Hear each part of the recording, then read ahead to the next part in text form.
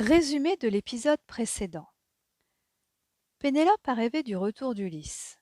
Celui-ci, déguisé en mendiant, lui a promis que son rêve allait se réaliser. D'ici là, les prétendants devront s'affronter au cours d'une épreuve de tir à l'arc qu'elle va leur imposer. 88e épisode, où la destinée de Pénélope dépend d'un arc. Il faisait très chaud ce jour-là. Un soleil cruel faisait ruisseler les fronts et rougir les peaux des hommes rassemblés dans la cour du palais. Pénélope restait debout, enveloppée dans ses longs voiles, à l'ombre d'un grand mûrier mauve. Les cigales poussaient leurs cris-cris lancinants. Au centre de la cour, son fils Télémaque creusait une tranchée. Le trou était étroit et peu profond, mais très long. Les prétendants rassemblés là se regardaient sans comprendre. Eurymaque fit un pas en avant et dit: Mais enfin, Pénélope, vas-tu nous expliquer? Au fond de la cour, les serviteurs attendaient, sentant qu'il se passait quelque chose d'important. Parmi eux, Ulysse le mendiant, le porcher Eumée et la vieille Oumariaca. Le dernier arrivé était un colosse barbu. Lorsque Ulysse l'aperçut, un soupir de soulagement gonfla sa poitrine. Si Mentor était là, tout était possible. Vous me demandez de choisir un nouveau mari parmi vous, n'est-ce pas? Commença Pénélope. Un murmure d'approbation lui répondit. Eh bien, soit. Ulysse, mon époux bien-aimé, était un homme fort et valeureux. Il avait l'habitude d'utiliser l'arc que voici. Pénélope fit signe à Eumée d'approcher. En tremblant, le porcher présenta l'arc d'Ulysse au prétendant. Dressé comme une proue de navire, l'arme semblait les narguer du haut de sa splendeur. Seul Ulysse était capable de faire ployer cet arc pour pouvoir y fixer sa corde. Et il le maniait à la perfection. Il savait si bien ajuster une flèche qu'elle pouvait traverser successivement les trous de 12 haches fichées dans le sol, poursuivit Pénélope. Et, d'un geste, elle indiqua la tranchée creusée par Télémaque.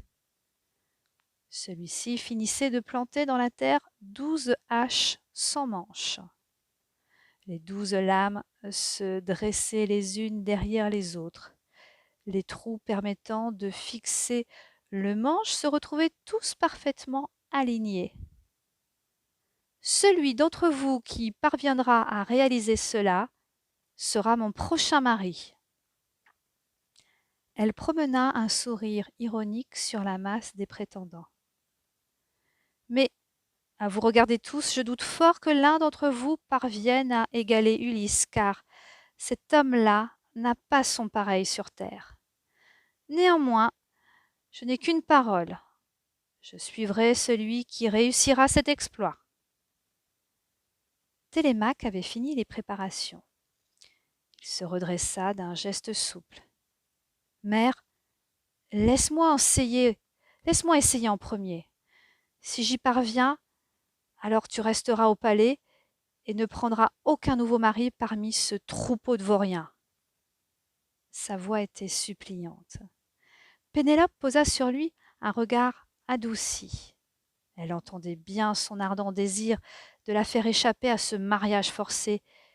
Mais ce qu'elle devinait aussi, c'était le désir inavoué de Télémaque de se confronter à son père, de l'égaler, voire de le surpasser.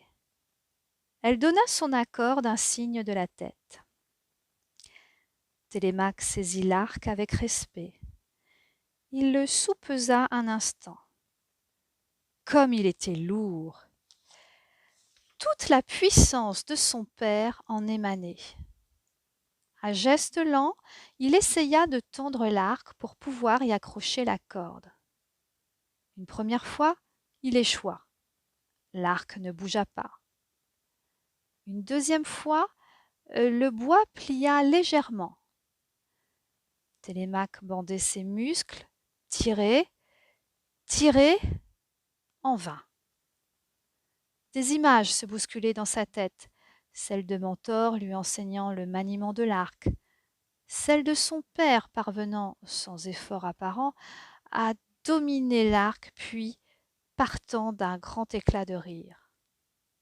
Mais de cela il n'avait aucun souvenir réel. Ces images étaient nées de son imagination.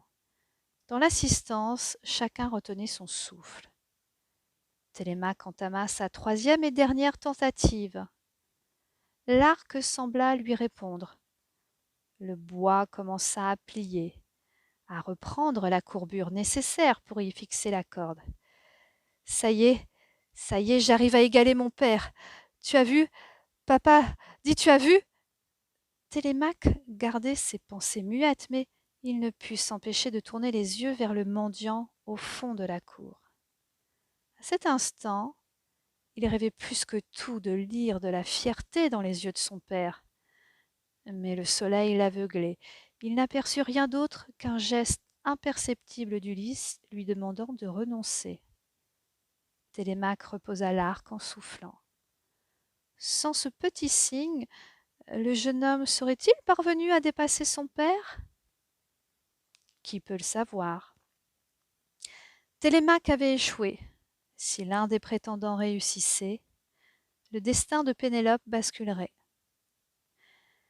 Le premier à se lever n'arriva même pas à tenir correctement le lourd cadre en bois et en corne de chèvre. Le deuxième fut incapable de le faire plier d'un pouce.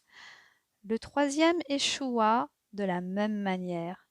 Chacun d'entre eux repartait en maudissant le jour de sa propre naissance, en se lamentant sur sa honte et sur le temps perdu à attendre une Pénélope qu'il ne posséderait jamais. Pendant ce défilé, Eurymaque ne cessait de fanfaronner, traitant l'un de minable, l'autre de mauviette, apostrophant le troisième. « Ta mère ne t'a rien appris ?» Ou bien encore « Tu devrais aller rejoindre les faibles femmes. » « Pauvre imbécile !» se disait Ulysse. « Tu ne vois pas que la plus forte ici, c'est une femme, et de loin. » Pour tenter d'apprivoiser cet arc qui refusait de se plier, les prétendants allumèrent un feu au milieu de la cour. Ils avaient décidé de le faire chauffer dans l'espoir d'attendrir le bois. Le feu ajouté au soleil transforma vite la cour du palais en fournaise. Mais l'arc ne se pliait toujours pas. Bientôt, il ne resta plus qu'Eurymaque pour relever le défi. Il ne semblait pas douter de sa victoire. Il se tourna vers Pénélope et ses yeux brillants la fixèrent crûment. La reine resta droite et fière, sans bouger. Seul Ulysse perçut le frisson d'angoisse qui lui parcourut le dos. Cric-crac, mon histoire est terminée.